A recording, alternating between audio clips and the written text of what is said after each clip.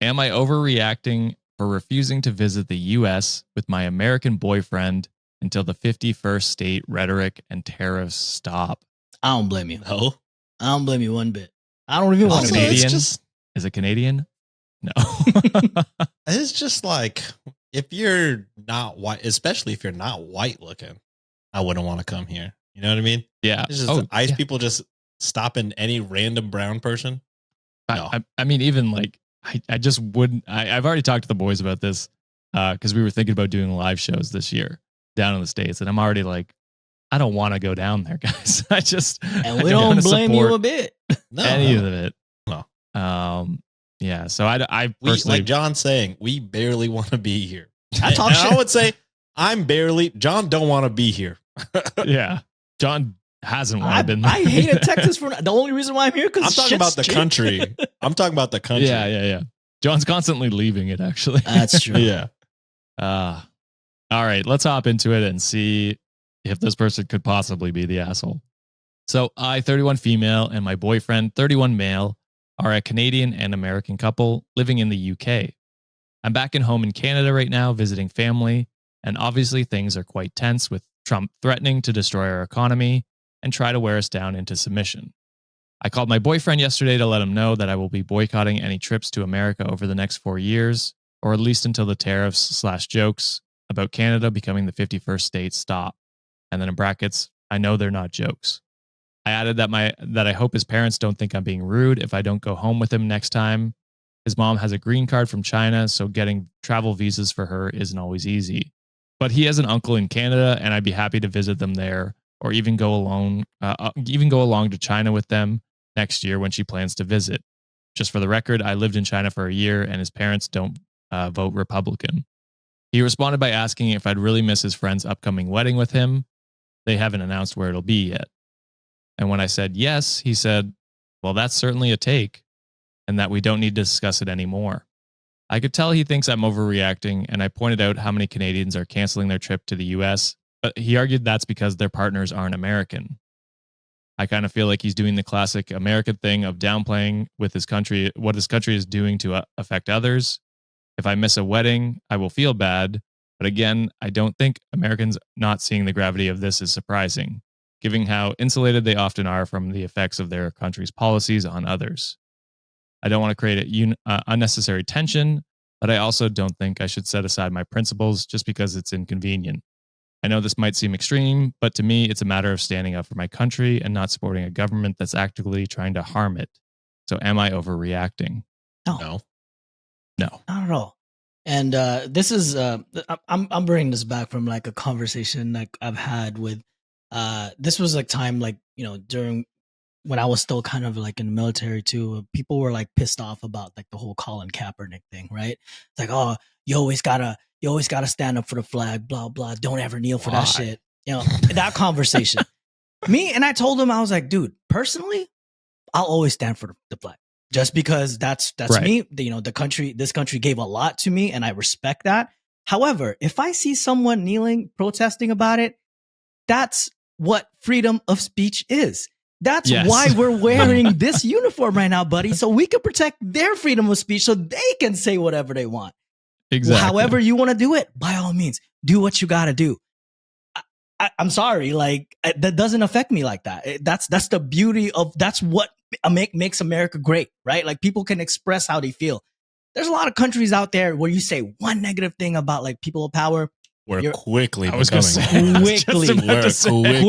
got a guy, and that's the scary part. Him and he's gone, totally legal here. Yes.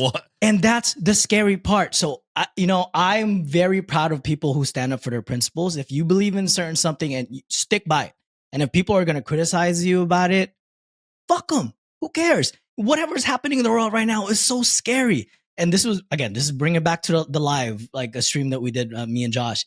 There's so much erasures from like different cultures in the current state of the United States right now. And if you feel unsafe here, I feel unsafe here as a citizen. I'm a fucking male. I can't even begin to understand like, you know, what people in the LGBTQ community feel, what the Black community is feeling right now.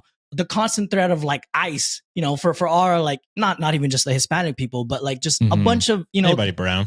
a bunch of communities out there. They're just threatening to erase the culture, and what makes America great is the fucking diversity of it all, right? And they just want it to be white Christian males. So no, not the asshole at all. Stick to your guns. They'll say that in America because they'll actually, go run along with They'll that. take you up on that. Yeah, they'll take you up on that. But yeah, not the asshole at all.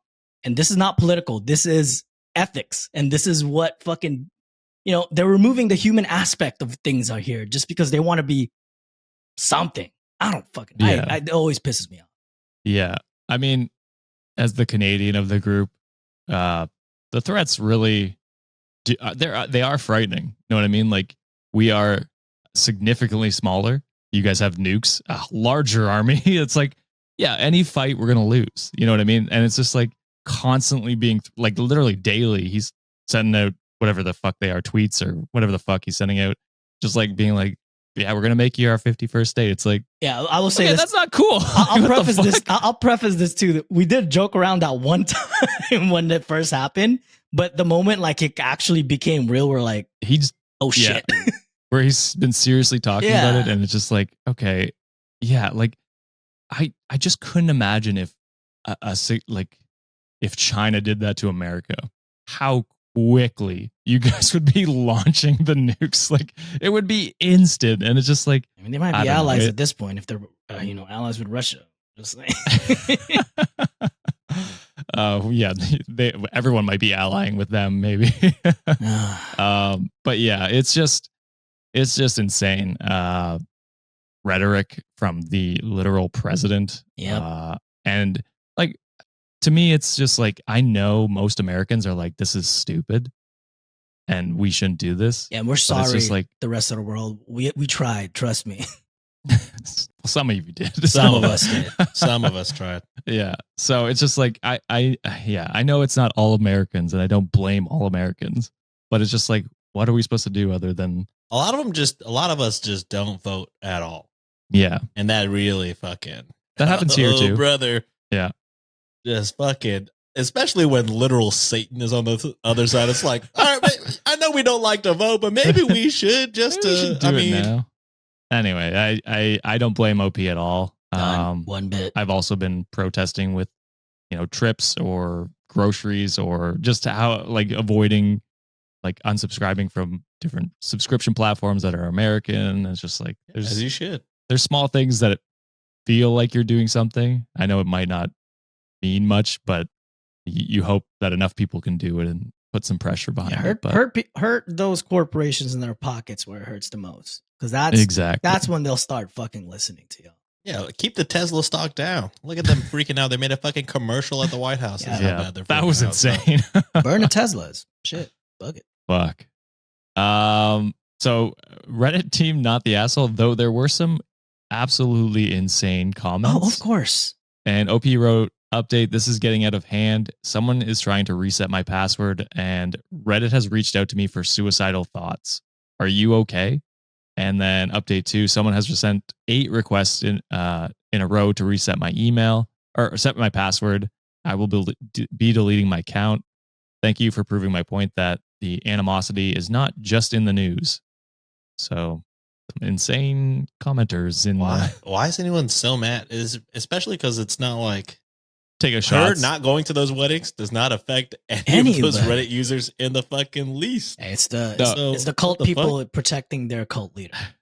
I think it was the paragraph where she was just like, classic Americans downplaying things, and I feel a lot of certain Americans took that to heart, and we're just by downplaying it and then trying to, yeah. But anyway, there was a comment. One of the few like normal comments from Rudimentary said, "You're allowed to react how you want to react. The same way he's allowed to do the same. Same way you're both allowed to react by not being together, because this is something that can and will break people apart. Politics. So think wisely about what truly matters. He's a boyfriend, not a husband. Canada is your country, and you have the right to stand up for it in any way, shape, or form. You have to deal with whatever happens long term." So I thought that was a very reasonable take.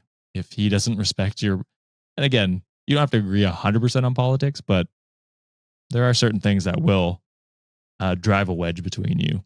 and your partner. Yeah, you can. And sometimes it should. Yeah. Sometimes it should. I'll say you can always disagree in policies, but once it comes to fundamental human respect and human, human whatever I'm saying here, just human respect out of it, there's just no going ifs or buts. It's like it's either fucking immoral or not. Exactly. Yeah. Get therapy.